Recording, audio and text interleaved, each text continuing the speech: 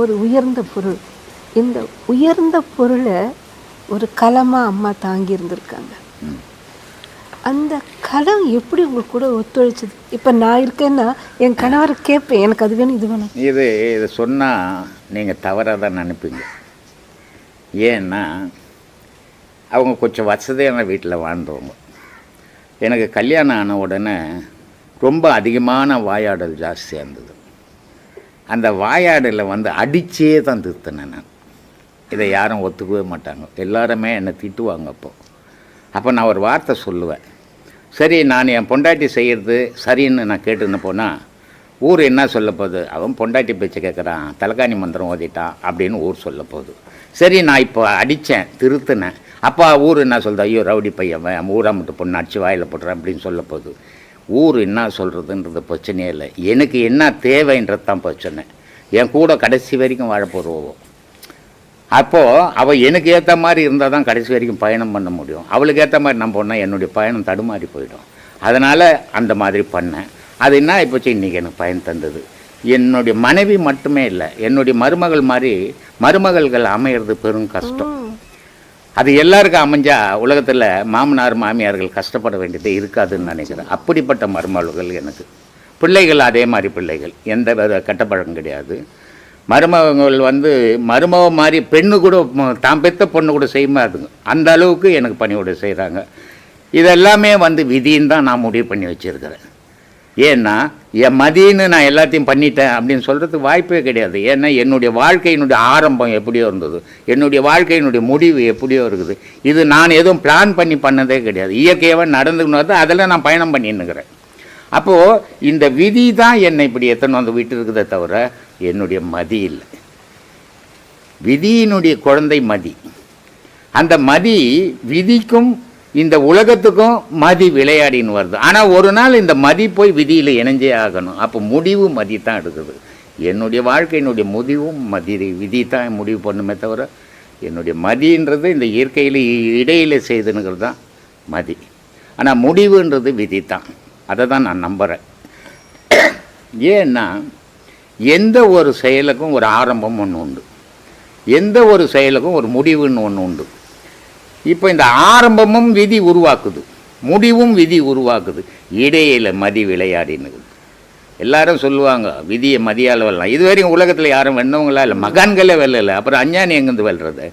இது ஒரு நம்பிக்கைக்காக சொல்லப்படுறதை தவிர உண்மைக்காக இல்லாது. அந்த நம்பிக்கை இல்லைன்னா இவன் தோண்டு போயிடுவான் அப்படின்றதுக்காக இந்த நம்பிக்கைக்கு தான் இதை சொல்கிறோம். அந்த நம்பிக்கையோடு அது வாழறது நல்லது தான். ஆனால் எந்த நம்பிக்கையோடு வாழ்ந்தாலும் முடிவு விதிக்கு இல்லை தான், விதி தான் முடிக்கும். அதை நான் நம்புறேன், அதனுடைய பயணம் பண்ணின்னு இருக்கிறோம். ரொம்ப அருமையா. ஆனால் எல்லோரும் சொல்கிறாங்க ஒரு வாழ்க்கைன்னா எல்லாம் அனுபவித்து முடிச்சுட்டு கடைசியில் துறவரமாக போகிறது, சாமியாருங்க ஆசிரமம்னா அதுதான் அப்படிங்கிறாங்க. ஆனால் நீங்கள் அதையும் பொய்யாக்கி இல்லறத்தில் இருந்துக்கிட்டே தன்னுடையவர்களையும் தன்னோட நல்ல எண்ணத்துக்கு கூட்டி எடுத்துகிட்டு போகிறவங்க இதை பார்க்கும்போது துறவரம் எதுக்குன்னு கேட்குறது இல்லையா? இது உலகத்தில் பொதுவாக ஒரு தவறான கருத்துக்கள் உலாவிக்கின்னு வருது. இந்த துறவரம் அவர் துறவரம் கொண்டுட்டார், இவர் துறவரம் யாராலையும் கொள்ளவே முடியாது.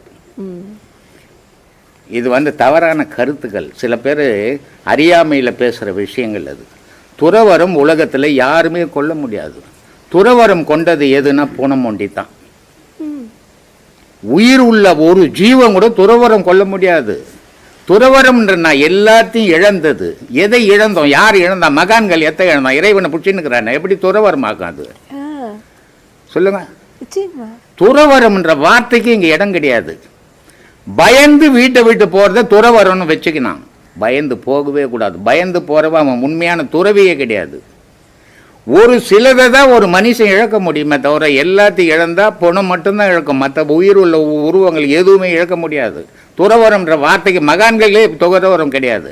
பட்டினத்தா துறவரம் இருந்தாரா? அம்மா மரணம் அடைகிற வரைக்கும் அந்த ஊரையே சுற்றி வந்தார். எப்படி துறவரமாக்காது? பத்ரகிரிக்கு சிவபெருமான் வர வரையும் காத்துன்னு பிச்சை எடுத்துன்னு இருந்தார். நாய் ஓடு எல்லாம் வச்சுக்கணும். எப்படி துறவரமாக்கும்?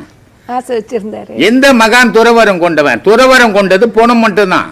துறவரம் கொல்லவே முடியாது. இது துறவரம் தவறாக பேசின்னுக்கிறாங்க. துறவரம் கொல்ல முடியாது. ஆசைகளை அடக்கி வாழ்ந்தான். மகானுக்கும் அஞ்ஞானிக்கும் என்ன வித்தியாசம்னா, கண்ட ஆசையில் விழுவான் அஞ்ஞானி, கண்ட பாசத்தில் விழுவான் அஞ்ஞானி. மகான் ஆசைக்கும் பாசத்துக்கும் அடிமையாகாத தூரம் நின்று வாழ்ந்தான், அவன் பேர் மகான். அதனால் அவன் துறவின்னு சொல்லிட முடியாது. அவனுடைய ஆன்மா மேலேயே அவனுக்கு பற்று இருக்குது. எப்படி துறவி? அவன் பற்று உள்ளவன் அத்தனை பேரும் துறவி ஆக முடியாது. அப்போ பற்று இல்லாத பொருள் போன மட்டும்தான், மீது எல்லாத்துக்கும் பற்று உண்டு. இந்த துறவின்றதை தவறான வார்த்தை அது அறியாமையில் பேசுகிறாங்க, பேசி போட்டோம், நமக்கு என்னத்துக்கு. ஆனால் நான் வாழ்ந்துன்னு இருக்கிறது, நான் என்னுடைய செயல்கள் செய்துன்னு இருக்கிறது என்னோட மட்டும் போயிடக்கூடாது. இப்போ நான் இருக்கிறேன், 10 பேருக்கு நான் உதவி செய்கிறேன், சரி என் காலம் முடிய தான் போதும். ஒருத்தன் ஜனனம் ஆச்சுன்னா ஒரு மரணம் உண்டு தானே.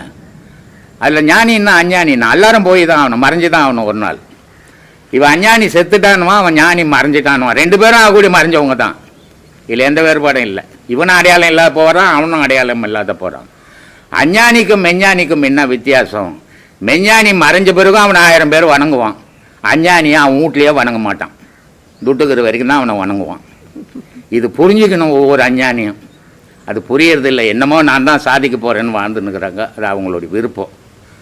ஆனால் இப்போ நான் 10 பேருக்கு நான் செய்கிறேன், என்னுடைய காலம் முடிஞ்சது. அப்போ இருந்த இந்த 10 பேருனுடைய நிலை என்ன, யார் அவங்களுக்கு செய்வான்? அப்போ அதுக்கு ஒரு தொடர்ச்சி உண்டாக்கிட்டு போகணும். அந்த தொடர்ச்சியை தான் நான் செய்துன்னு இருக்கிறேன். உலகத்தில் ஒரு குரு இருக்கும்போது அடுத்தவங்களை சீடர்களை உபதேசம் கொடுன்னு சொன்ன ஆசிரமம் இதுவரைக்கும் என் வாழ்நாளில் பார்த்ததில்லை. ஏன்னா அவன் என்னமோ வானத்திலிருந்து வந்து குச்சா மாதிரி நான் தான் உபதேசம் கொடுப்பேன்ற மாதிரி கலை தானே அது. யார் ஒன்றா கற்றுக் கொடுக்கலாமே. இதில் என்ன உனக்கு எனக்கு வேற்றுமை இருக்குது? நல்ல மனசு இருந்தால் போதுமே. அதனால் என்னுடைய ஆசிரமத்தில் இவர் உபதேசம் கொடுக்குறார். அது அண்டமா உபதேசம் கொடுக்குறாங்க லேடிஸுங்களுக்கு, இன்னும் 2 சீடருங்க உபதேசம் கொடுக்குறாங்க, 4 பேரை உபதேசம் கொடுக்க சொல்லிக்கிறேன். ஏன் வரவங்க யாரும் ஏமாந்து போகக்கூடாது. ஐயோ இவ்வளோ தூரம் போனோம், நமக்கு உபதேசம் கிடைக்கலையே, திருப்பி நம்ம வருவோமோ வரமாட்டோமோன்ற எண்ணம் வந்துடக்கூடாது. அவன் மறுபடியும் வரானோ வரலையோ, இந்த வந்துட்டியா இந்த உபதேசம் கற்றுக்குன்னு போய் செய் வீட்டில். அதனால் நான் தான் கொடுக்கணும், யார் ஒன்றா கற்றுக் கொடுக்கலாம் கலையை. அப்படி கற்றுக் கொடுக்கன்னு தான் சொல்லின்னுக்கிறேன். அதுதான் நடந்துன்னுக்குதுமா இந்த ஆசிரமத்தில். அருமைங்க ஐயா, சொல்லுங்க. உங்களுடைய அந்த மகாபெரு துணிவு இருக்குது பாருங்க, அது வியப்புன்னு ஒன்று சொல்ல தெரியல. அப்பா எப்படி இது சாத்தியம்னு தோணுது. அந்த அளவுக்கு உங்களுடைய மனநிலையை நீங்கள் ரொம்ப பெருசாக வச்சுருக்கீங்க. இந்த ராஜயோக கலைன்னு நீங்கள் ஆரம்பிச்சிருக்கிறது எந்த வயதிலிருந்து கற்றுக்கணும்? இந்த ராஜயோக கலைன்றதுமா 6 வயசுலேருந்து என்னுடைய வறுமை காரணத்தால் நான் தேட ஆரம்பிச்சுட்டேன். கடவுள் மேலே எனக்கு ஒரு கோபம். கடவுள் இருக்குதா இல்லையா, கடவுள் இருக்குதுன்னு பொய் பேசுகிறாங்களா, ஏமாத்துறாங்களா, ஊரில் கோவில்களில் கட்டி வச்சு சும்மா நான் கடவுள்னு சொல்கிறேன்னா அது இருக்குது இல்லை எப்படி தெரிஞ்சுக்குது நம்ம அப்படின்னு நானே தேட ஆரம்பித்தேன். இந்த ஊருக்கு பக்கத்தில் மேல்நல்லாத்தூர்னு ஒரு ஊர் இருக்குது. அந்த ஊரில் தான் நான் மாடு மேய்ச்சின்னு இருந்த ஊர் அது. அந்த ஊரில் மாடெல்லாம் எடுத்து போய் ஓட்டி போய் தெத்திட்டோம்னா காலையில் ஒரு 8:30 மணிக்கு தெத்தி விட்டுடுவோம். தெத்தி விட்டோம்னா அது மத்தியானம் தான் மேய்ஞ்சிட்டு ரிட்டர்ன் ஆகும். அப்போ அது வரைக்கும் அங்கே ஒரு அம்மன் கோயிலுக்கு, சின்ன கோயில், அது உள்ளே எகிரி குச்சி வெளியே மூடி இருக்கும். அதனால் செவுத்தில் கொத்தி வச்சுருப்பேன் நான்.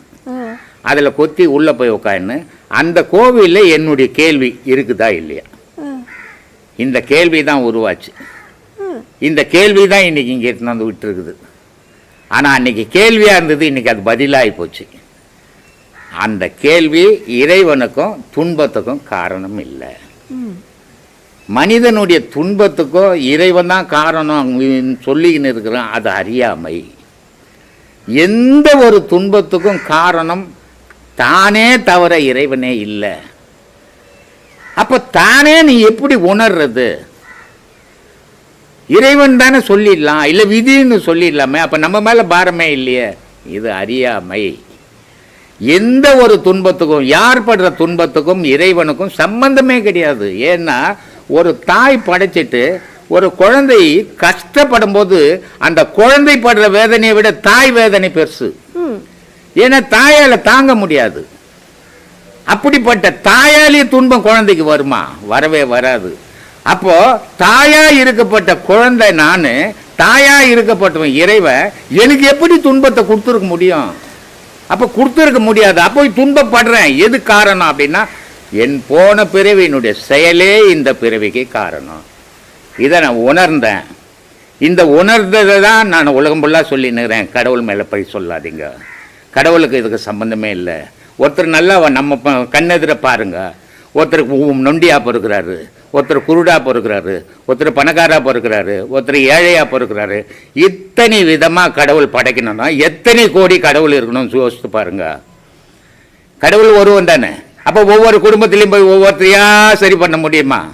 அப்போ கடவுளே இங்கே காரணம் இல்லை. மாதா பிதா மக்கள் இந்த 3 பேரும் தான் காரணம் பாவத்துக்கும் புண்ணியத்துக்கும். அப்போ புண்ணியம்ன்றதை தேடுங்க, பாவம்ன்றது விலகிடும் அப்படின்னு தான் போதை.